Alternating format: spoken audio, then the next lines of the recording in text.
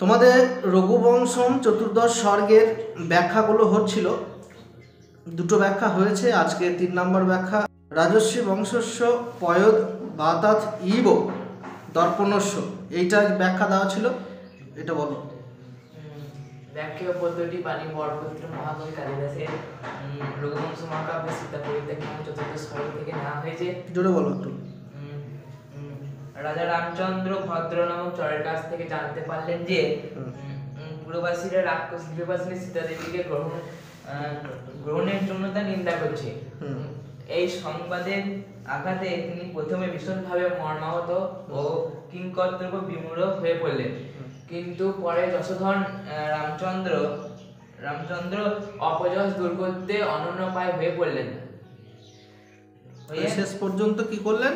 প্রিয়তমা পত্নীকে চিরতরে পরিত্যাগ করবার দৃঢ় সিদ্ধান্ত গ্রহণ করে ভাইদের ডাকিয়ে এনে নানা যুক্তি সহকারে সেই সিদ্ধান্ত তাতে মেনে নিতে বললেন, এবং আলোচ্য শ্লোকটি তার সেই উক্তিরই অন্তর্ভুক্ত।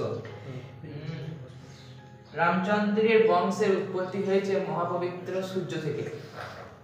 এই বংশে মনুপবৃত্তি রাজারা ছিলেন রাজশ্রী, তারা চরিত্র এবং আচরণ ছিল ঋষিতুল্য পবিত্র এবং নিষ্কলঙ্ক।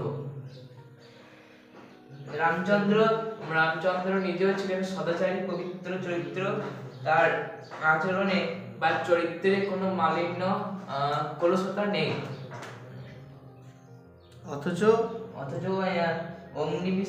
অগ্নিবিশুদ্ধা সতী সাধ্বী সীতাকে গ্রহণ করাই সেই নির্মল স্বভাব রামচন্দ্রের জন্যই এখন এই পবিত্র রাজশ্রী বংশ অপযশ কালিমায় লিপ্ত হয়েছে। একটি উপমার সাহায্যে বিষয়টি স্পষ্ট করা হয়েছে। জলীয় বাষ্প নির্মল হলেও ওই বাষ্পের পূর্ণ বাতাসের সংস্পর্শে দর্পণ মলিন হয়ে যায়, এবং বিশুদ্ধ চরিত্র রামের জন্যই তেমনি আজ তার বংশ কলঙ্কিত হয়েছে। সীতা পরিত্যাগ ভিন্ন অন্য কোনো উপায় এই কলঙ্ক দূর করা সম্ভব নয় বলে বংশমর্যাদা রক্ষার জন্য রামচন্দ্র সীতা পরিত্যাগের সিদ্ধান্ত ভ্রাতাদের মেনে নেওয়া উচিত, এবং এই হলো আলোচ্য উক্তির তাৎপর্য। ঠিক আছে, পরেরটা হচ্ছে পৌরুষ সোহম স্থানুমিব দীপেন্দ্র। এরপরে এই ব্যাখ্যাটা করে রাখবে, 4 নম্বর ব্যাখ্যা, তারপরেটা বলে দেওয়া হবে। চলো।